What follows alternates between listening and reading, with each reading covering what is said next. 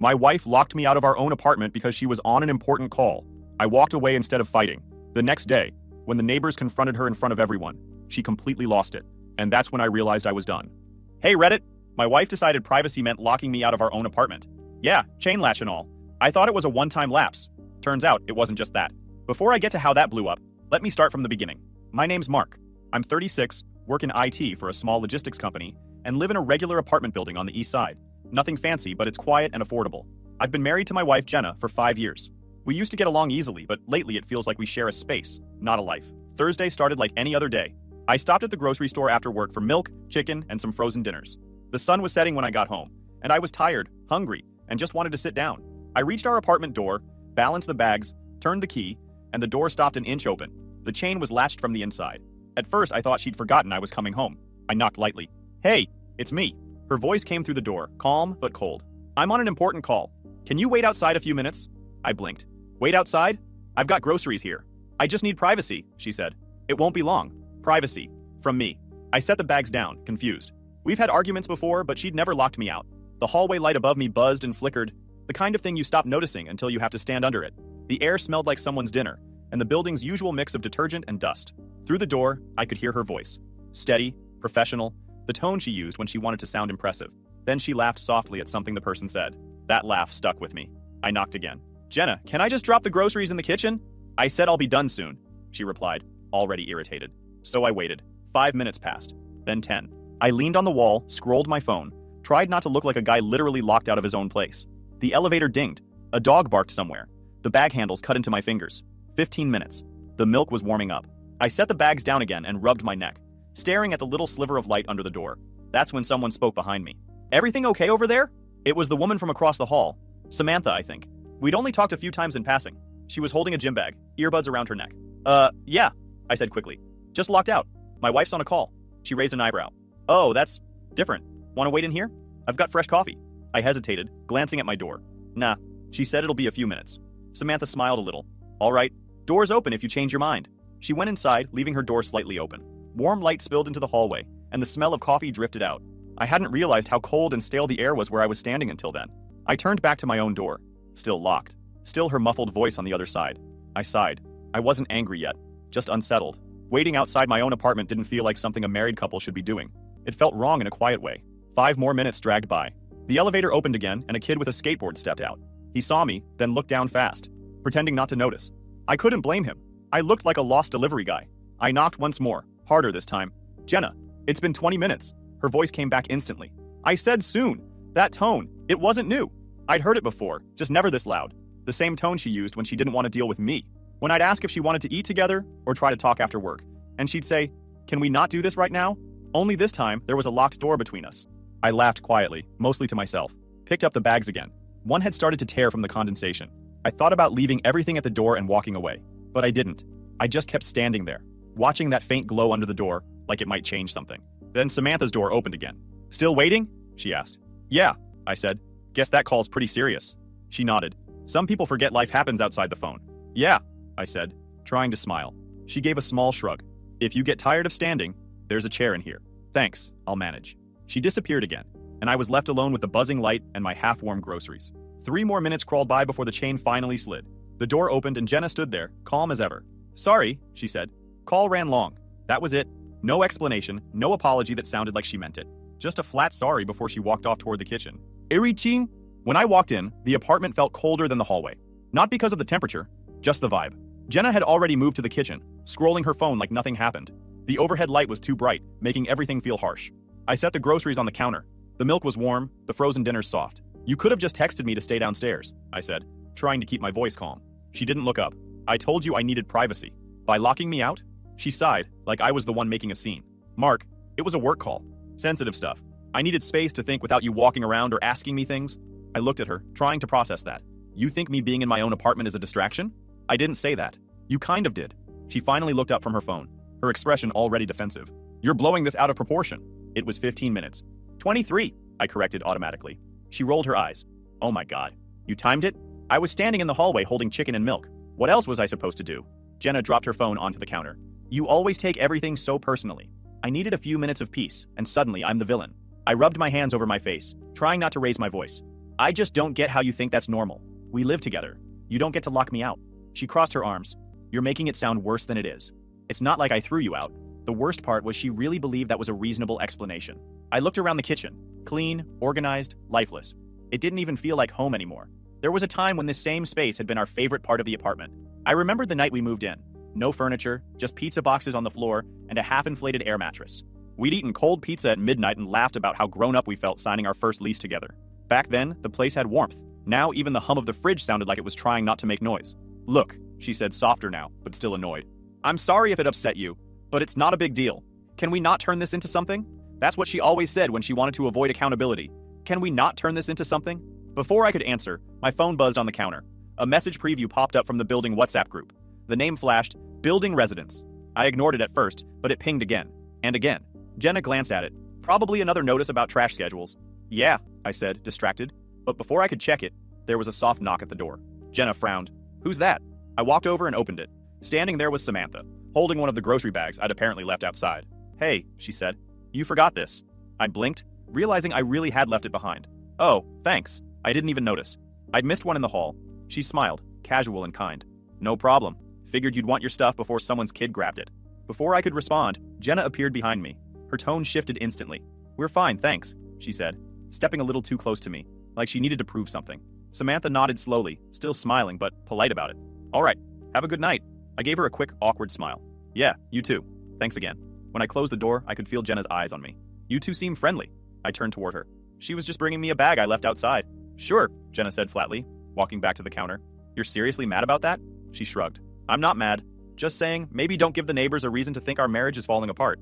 I laughed once, out of disbelief. You locked me out of the apartment. I think they already got the memo. Her jaw tightened. You're impossible sometimes. I didn't answer. I picked up my phone again and finally checked the WhatsApp messages. The first few were normal. Someone asking about a lost package, another complaining about the elevator smell. Then one from Mrs. Chen 3B. Can whoever's in 4B please keep it down during calls? We can hear everything through the walls. A few others chimed in, agreeing. My stomach dropped a little. Jenna had been on loudspeaker again, probably pacing around while talking. I showed her the screen. You're literally on the group chat. She squinted at it, unimpressed. So what? People are so dramatic. It's an apartment, not a library. Yeah, but maybe you shouldn't be yelling on your calls. I wasn't yelling. They're exaggerating. The phone buzzed again. Another message. This one from Samantha. Not trying to stir things up, but it's been pretty loud lately. Maybe sound carries more at night? Jenna saw the name pop up and immediately shot me a look. Oh, of course she's involved. She's just being honest, I said. She turned away, shaking her head. I don't want to talk about this anymore. And just like that, she walked off toward the bedroom, leaving me standing there in the kitchen surrounded by groceries that were half spoiled and an apartment that didn't feel like mine anymore. I glanced at the WhatsApp messages again, scrolling through the thread of polite complaints. At the bottom, someone wrote, "It's not a big deal. Maybe just be mindful next time." That word again, mindful. Everyone kept using it like it solved everything.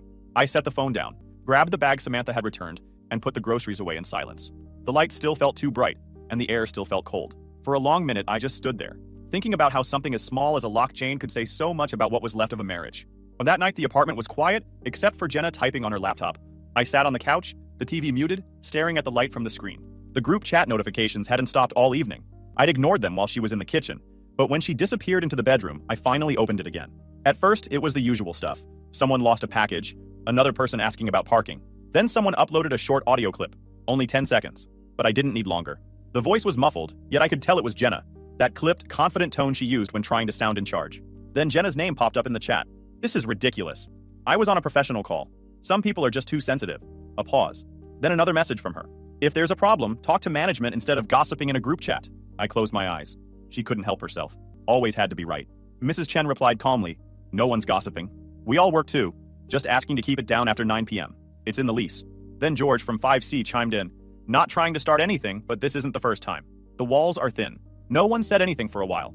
Then Jenna came back with, "Maybe if people focused on their own lives, they wouldn't notice mine so much." The chat went silent after that. I sighed and set my phone down, but it buzzed again. A private message this time. Samantha. "Hey, sorry to bother. Thought you'd want to see this before the uploader takes it down. Stuff like that doesn't stay up long. People panic and pull posts once the chat reacts." She sent screenshots of the thread, including older messages from the week before. Complaints about arguing, slamming doors, and late-night calls. Then another message from her. "Didn't mean to get involved, but you should know what's being said." I read them twice. Embarrassed, but also relieved. At least I wasn't imagining things. Other people had noticed the tension that filled our walls. I typed back, "Thanks, I'll handle it." Jenna's voice cut through from the kitchen. Who keeps messaging you this late? People from the building, I said. She gave a short laugh. Let me guess. More complaints? Something like that. She crossed her arms. People are so petty. I work from home like everyone else. God forbid I talk during a meeting. They said it's been happening at night, I said. Oh, please, she said, rolling her eyes. They're exaggerating. You can barely hear me from here. I heard the clip, I said quietly. That got her attention. Clip? Someone posted a recording. Through the wall, probably by accident. She frowned. That's invasive. They can't just record people. They didn't do it on purpose, Jenna. It's noise. She shook her head, pacing now. Unbelievable. You know what's worse? You defending them. It's like you want to make me the bad guy. I'm not defending anyone. I'm saying maybe they have a point. I'm done talking about this, she said, picking up her laptop and walking off. The bedroom door closed. Not slammed, but final. I sat there staring at the frozen TV screen. The apartment felt too still, too small. I picked up my phone again and scrolled through the screenshots Samantha had sent. The messages stretched back 2 weeks. 4B again. Same time, same noise. Maybe they're fighting. I hadn't even realized how often it happened. I'd probably been sitting right here with my headphones on while she paced and shouted through her important calls.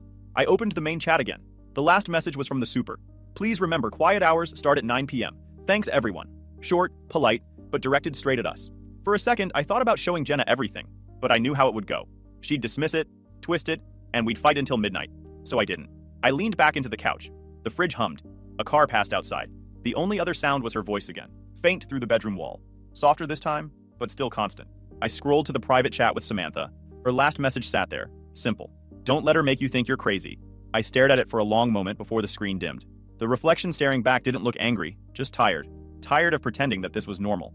I turned off the TV, sat in the dark, and listened to Jenna's voice bleeding through the wall, realizing I couldn't even tell if she was on a work call or just talking to someone who actually listened. The next few days felt off in that quiet, overly polite way couples get after a fight. Jenna and I weren't arguing, but we weren't talking either. She kept things short. Morning. You ate? And I matched her tone. The air in the apartment felt heavy, like even small noises. Cutlery, the fridge, footsteps were too loud. By the following Thursday, the tension had built into something you could practically hear. I got home earlier than usual, hoping maybe we'd eat together, maybe talk. The apartment lights were on, but the place felt empty. I dropped my keys on the counter and heard her voice coming from the living room. Soft at first, then laughing. I stopped in the hallway. She was on a video call. Her laptop faced the couch, camera angled toward her, but she didn't see me standing there. Her whole face looked different. Smiling, relaxed, alive in a way I hadn't seen in a long time. Yeah, she said, laughing again. You're terrible. Stop, a man's voice replied, faint but clear enough to tell it wasn't one of her coworkers. Something about the sound, easy, familiar, made my stomach tighten. I didn't want to eavesdrop, but it wasn't exactly private if she was laughing loud enough to echo off the walls.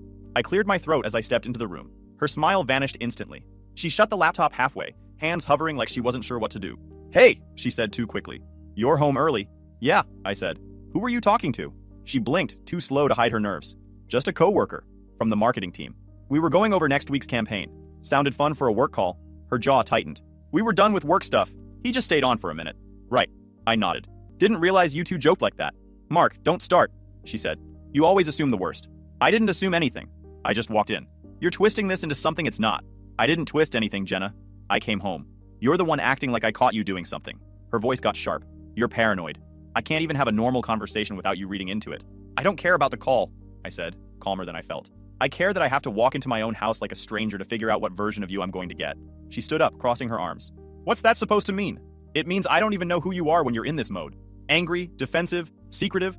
I've been trying to talk to you for months and all I get is a wall. She scoffed. Here we go again. No, I said. Not again. I'm not doing this tonight. Her voice rose. So you're just walking away? Yeah, I said, grabbing my jacket. Before it turns into another argument where nobody listens. I didn't slam the door when I left, but I didn't close it quietly either. Outside, the air was cooler than I expected. The streetlights flickered on, casting long shadows across the sidewalk. Then I went up to the roof to think. The air was cold enough to wake me up, sharp and clean, compared to the stale quiet of the apartment. I leaned on the railing, looking out at the city lights. From up there, everything looked smaller, quieter. It helped put things in order. The elevator door opened behind me a few minutes later, and I heard footsteps. Samantha walked over, holding 2 cans of soda. Didn't take you for the rooftop type, she said, handing me one. Needed somewhere to breathe, I said. This seemed higher than pacing the hallway. She smiled. Fair. She leaned on the railing beside me, hair shifting in the wind. Rough night? I opened the can. Not rough. Just clear. Clear? Yeah, I said. I've been giving Jenna too much room to act like I'm the problem. Tonight made it obvious.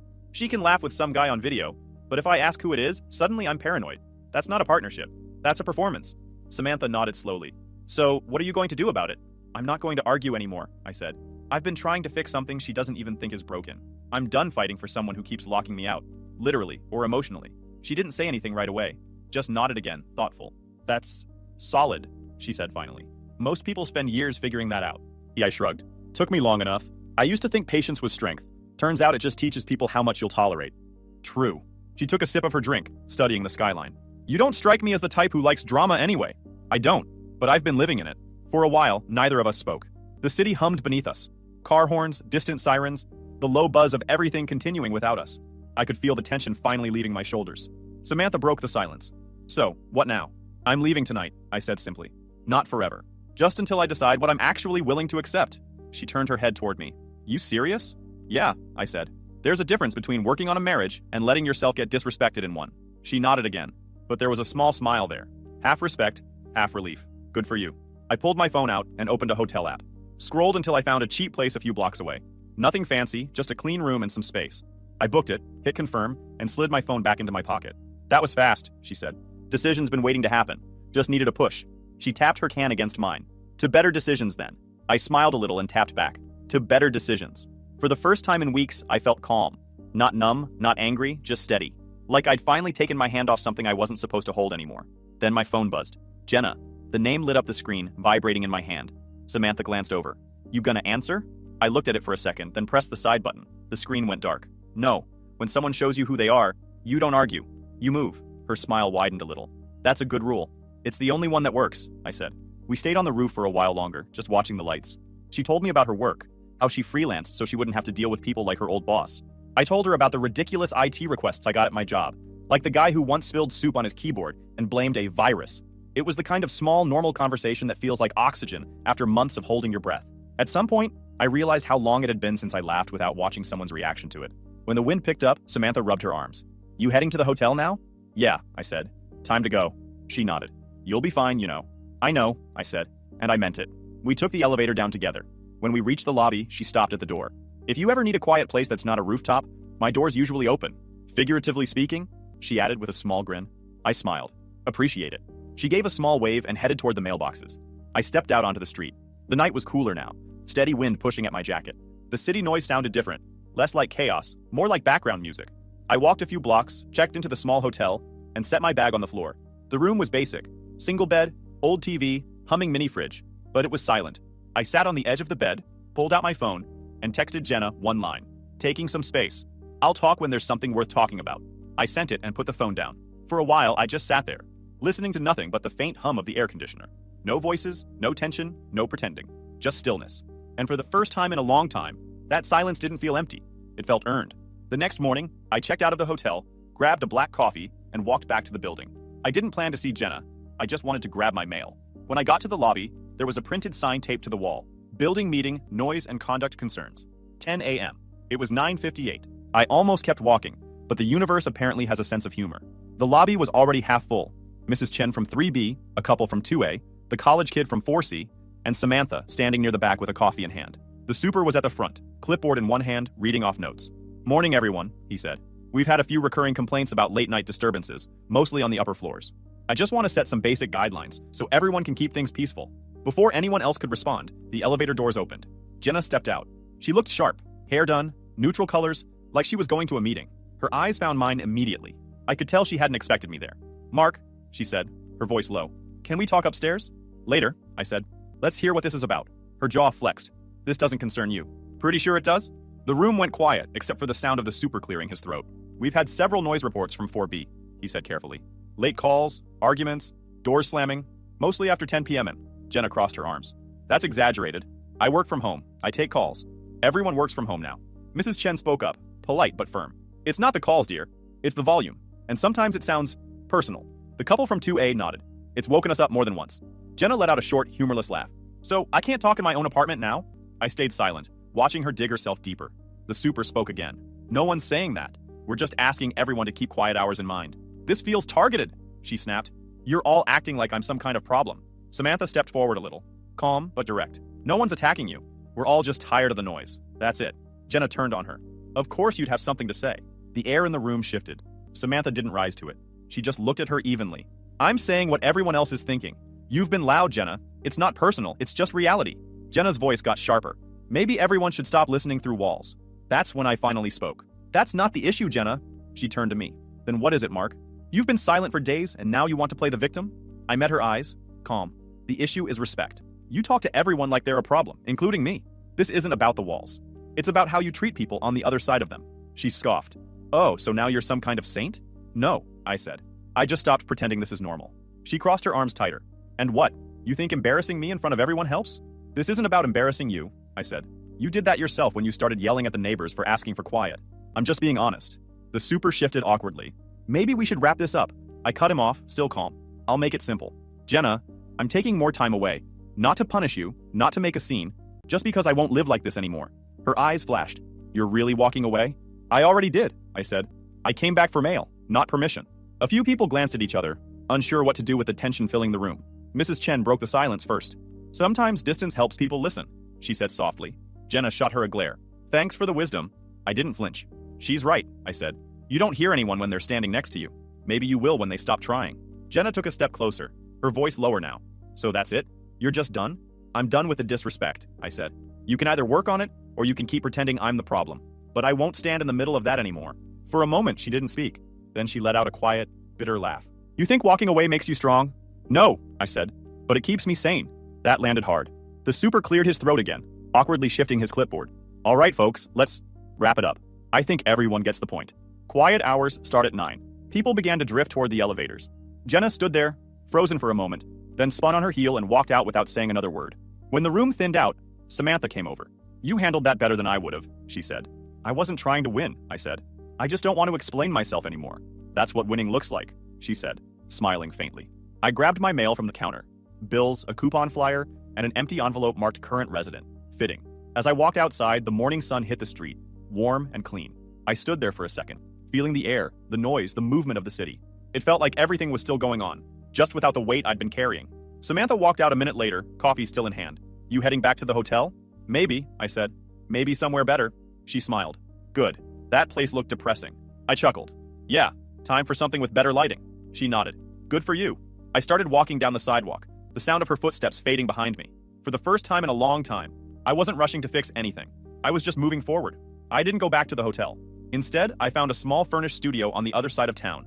A short-term, month-to-month sublet. Nothing fancy, just clean, quiet, and mine. The landlord handed me a single key on a plain ring. It felt like more than metal. It felt like a reset. The first night there, I didn't unpack much. I sat on the couch, scrolling through messages. Jenna had sent a few long ones, full of apologies and justifications, how she'd been stressed, how I misunderstood, how she just needed space. The same words rearranged into different excuses. I typed one line back. I'm not angry. I'm just done being treated like I don't exist. Then I put the phone down and didn't check it again. The next morning, I started writing a list in a small notebook I'd bought on the way home. Not some self-help thing, just reminders. What I refuse, disrespect. Silent treatment as control. Walking on eggshells to keep peace. What I bring, stability, loyalty, calm. Reading it back, it didn't sound bitter. It sounded like someone who'd finally drawn a line. I spent most of the day setting up the new place. A few grocery items, a folding chair, a cheap coffee maker. By the time evening came, it actually felt like home. Not because it was perfect, but because there was no tension waiting behind a door. While I was boiling water in the kettle, my phone buzzed again. Samantha, you alive over there? I smiled a little. Barely. Coffee's keeping me functional. She replied right away. Progress. Don't forget to eat something real. Trying. This place has no stove yet. Then I'm ordering food. What do you want? Nothing. I'm good. That's not a real answer. I texted her my new address so she could pick somewhere close. 30 minutes later, someone knocked on my door. I opened it to find a delivery guy holding a bag. Order for Mark? There was a note taped to the bag. No arguments. Just food. S. Inside was takeout from a place near my new place. I sat down and ate it right out of the container. Simple, warm, grounding. After dinner, I called Jenna. Not to fight, but to make things official. She picked up on the second ring. Mark, she said, voice tired. Thank God. I thought, don't, I said gently. I'm not calling to rehash. I just want to be clear about where things stand. She went quiet. I've been thinking a lot, I said. About respect. About how we stopped giving it to each other. I can't go back to pretending that's okay. Her tone softened. So, what are you saying? I'm saying I'm taking real time apart. No check-ins, no half-fixes, no pretending it's fine because it's familiar. If you want this to work, it has to start from scratch. No more power games. Mark, she said, voice breaking slightly. You're really walking away? I didn't raise my voice. I already did. You just didn't notice. There was a long silence. Then she said, You're not even angry. I was, I said. Now I'm just done. She exhaled shakily. I'll give you space. Good, I said. Take care of yourself. When I hung up, I didn't feel triumph, just calm. The kind that comes after a storm you finally walked out of. Later that night, I opened my laptop to catch up on work. The inbox was full, the deadline's annoying, but it felt good to focus on something normal. Around 10, there was a soft knock on the door. When I opened it, Samantha was standing there, holding a grocery bag. "Peace offering," she said. "You already sent food. This one's just coffee and sugar. Your essentials." I grinned. "You're persistent. Someone's gotta make sure you don't survive on caffeine fumes." And I let her in. She set the bag on the counter, looking around. "Not bad for a start," she said. "It's quiet," I said. "That's all I needed." She nodded. "Quiet's underrated." We stood there for a moment, not awkward, just steady. Two people who understood what it meant to rebuild. "Thanks," I said. "For everything. The food, the coffee, the talks." She shrugged. "You did the hard part. You left." I smiled. "Guess that's true." When she left a few minutes later, I locked the door behind her. Not out of habit, but because it was my door now. My space, my peace. I sat back on the couch and looked at the single key on the table. Simple, unremarkable. But it meant something real this time. No chain latch. No waiting outside. No walking on eggshells. Just one door, one lock, and me. Finally choosing who got to have the key. 6 months passed faster than I expected. Life didn't fall apart. It settled. The studio became a real home. A couch, a table that didn't wobble, and a stubborn plant that refused to die. I kept renewing the sublet. Work improved, and I stopped checking my phone every time it buzzed. Jenna texted for a few weeks. Apologies, promises, excuses. I never replied, and eventually she stopped trying. Mrs. Chen said the walls were quieter. One evening, I ran into Samantha near the train station, paint on her hands from a mural gig, and that same calm smile. "Still surviving without my coffee deliveries?" she teased. "Barely," I said. She laughed. "Good. Means you're still human." We got coffee, caught up, talked about work, life, her cat. When she asked how I'd been, I told her the truth. Better, not perfect, but better. She smiled. "You look it." That night, walking home, I passed buildings that looked like my old one. For a second, I pictured myself standing outside that locked door. I didn't feel angry anymore, just grateful I'd left. Back in my studio, I dropped my keys on the counter. The silence wasn't lonely now. It was mine. No chain to slide. Just a door that opens from the inside.